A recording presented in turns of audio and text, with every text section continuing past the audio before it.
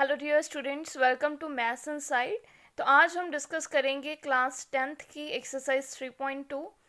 तो last lecture में हमने डिस्कस किया था कि हम कैसे दो इक्वेशंस को ग्राफिकली रिप्रेजेंट कर सकते हैं और उनका सोल्यूशन भी फाइंड आउट कर सकते हैं। ठीक है जी। तो आज हम डिस्कस करेंगे कि लीनियर इक्वेशंस अगर हमें दी हो तो हम कैसे देख सकते हैं कि इधर they intersect at A point, या फिर वो पैरेलल होंगी या कोइंसिडेंट होंगी। ठीक है, मतलब उनको ग्राफिकली शो किए बिना ही हम ये बता सकते हैं कि whether lines are intersecting, parallel और कोइंसिडेंट। ठीक है, तो देखिए आपके पास जो linear equation in two variables होती हैं तो वो इस टाइप की होंगी। हम दो इक्वेशंस को कंसीडर कर रहे हैं। सपोज आपके पास इक्वेशंस हैं a1x plus b1y plus c1 equal to 0। ठीक है जी। तो इसी टाइप की अगर हम एक और इक्वेशन लें a2x plus b2y plus c2, तो हमने लास्ट लेक्चर में इनको ग्राफिकली रिप्रेजेंट किया था कि हम कैसे दो इक्वेशंस को ग्राफिकली रिप्रेजेंट कर सकते हैं। ठीक है जी।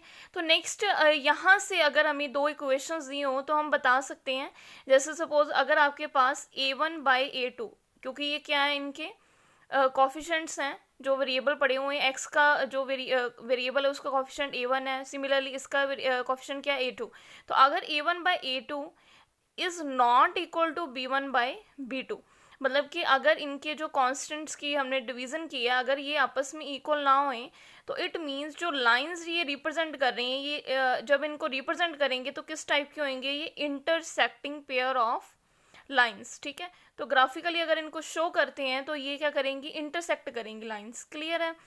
सिमिलरली अगर आपके पास a1/a2 is equal to b1/b2 is equal to c1/c2, it means ये कौन सी लाइंस रिप्रेजेंट करेंगे, कोइंसिडेंट।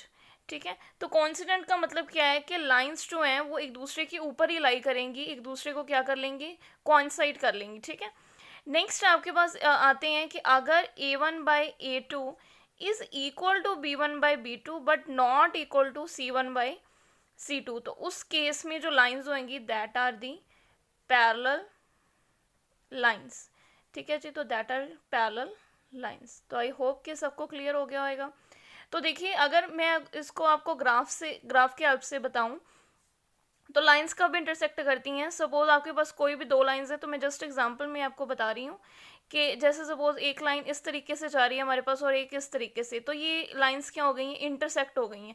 तो जहाँ पे ये इंटरसेक्ट करती हैं वो इसका क्या बन जाता है, सोल्यूशन बन जाता है। ठीक है, तो सिमिलरली अगर कोइंसिडेंट का अगर आपको शो करना है तो लाइंस एक दूसरे के ऊपर ही लाई कर जाएंगी। सपोज कि अगर ये कोई लाइन बन रही है तो दूसरी लाइन भी सेम इसी तरीके की बन जाएगी, मतलब ये एक दूसरे के ऊपर लाई हो जाएंगी। पैरेलल लाइंस का क्या मतलब होता है, पैरेलल लाइंस की मतलब एक अगर लाइन जा रही है तो उसके बिल्कुल जो दूसरी लाइन होगी वो भी क्या बन जाएगी, उसके पैरेलल बन जाएगी। क्लियर। तो यहाँ से हम देख सकते हैं कि क्योंकि यहाँ पे सोल्यूशन आ रहा है, क्योंकि एक लाइन दूसरी लाइन के साथ क्या हो रही है, इंटरसेक्ट हो रही है। इट मीन्स इस केस में जो सोल्यूशन बनता है दैट इज यूनिक सोल्यूशन। ठीक है, तो उस केस में यूनिक सोल्यूशन बनेगा अगर लाइंस कहीं पे क्या कर रही हैं, इंटरसेक्ट कर रही हैं। नेक्स्ट अगर ये कोइंसिडेंट कर रही हैं तो इस केस में आपके पास जो सोल्यूशंस होंगे वो क्या होंगे, इन्फानाइटली मैनी। इन्फानाइटली मैनी इसलिए होंगे बिकॉज हर एक पॉइंट पे क्या आ रहा है, सोल्यूशन आ रहा है। ठीक है, तो बहुत सारे सोल्यूशंस बन जाएंगे। क्लियर है। तो अगर लाइंस पैरेलल हुई तो उस केस में क्या हो जाएगा, आपके पास no solution, because lines cut ही नहीं करेंगी, क्योंकि पैरेलल लाइंस कभी भी एक दूसरे को इंटरसेक्ट नहीं करने वाली। तो पैरेलल लाइंस के केस में आपके पास क्या बन जाएगा, नो सोल्यूशन। तो इस टाइप से आपने ये वाले क्वेश्चंस अटेम्प्ट करने हैं। तो हम फर्स्ट क्वेश्चन देखते हैं। तो हमारे पास सिमिलरली इस तरीके से हम चेक करते हैं, तो आपके पास आएगा 5/7 अगर हम a1/a2 करें। नेक्स्ट आपके पास आएगा -4/6 एंड दी 8/-9। तो हम क्लियरली देख सकते हैं कि ये तीनों जो कॉफिशेंट्स का डिवीज़न है वो आपस में इक्वल नहीं है।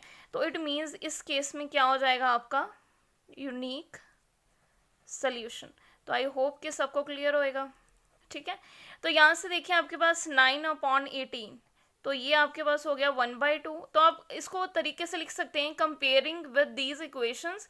तो ये आप पहले मेंशन कर देना, बाद में आप इस टाइप से क्वेश्चन को सॉल्व कर सकते हैं। ठीक है, तो 9/18 की रेशियो क्या आ गई आपके पास, 1/2। सिमिलरली 3/6 की रेशियो क्या आ गई, वो भी 1/2 आ गई आपके पास। और 12/24 भी किसके इक्वल आ जाएगा, 1/2 के। इट मीन्स ये तीनों रेशियोज आपस में क्या है, इक्वल हैं। तो जब तीनों बराबर हो जाती है तो उस केस में क्या आता है, क्योंकि ये लाइंस एक दूसरे के ऊपर लाई कर जाएंगी, इट मीन्स इस केस में क्या आएगा आपके पास, इन्फानाइटली सॉल्यूशंस। ठीक है, तो आई होप कि इस टाइप के क्वेश्चंस आप अटैम्प्ट कर सकते हो। जस्ट आपने क्या करना है, रेशियोज को फाइंड आउट करना है और वहाँ से हम इसको देख सकते हैं। ठीक है, तो अभी देखिए हमारे पास जो उन्होंने पूछा था, that is intersecting at A point parallel और कोइंसिडेंट। अगर आपके पास सोल्यूशन पूछा गया तो आप वो भी बता सकते हो, अदरवाइज जो यहाँ पे पूछा है तो वो भी हम देख सकते हैं कि यहाँ पे जब यूनिक सोल्यूशन आ रहे हैं तो the lines will intersect at A point. ठीक है, तो जिस तरीके से आपसे क्वेश्चन पूछा है उस तरीके से आपने आंसर कर देना है। तो नेक्स्ट आपके पास पूछा गया है कि ये किस टाइप की लाइन होंगी, तो ये कौन सी लाइन होंगी, कोइंसिडेंट। ठीक है जी, तो आई होप कि सबको क्लियर हो गया होगा। तो आज के लिए इतना बहुत है, फिर हम नेक्स्ट डिस्कस करेंगे इसके नेक्स्ट पार्ट्स को। Thank you.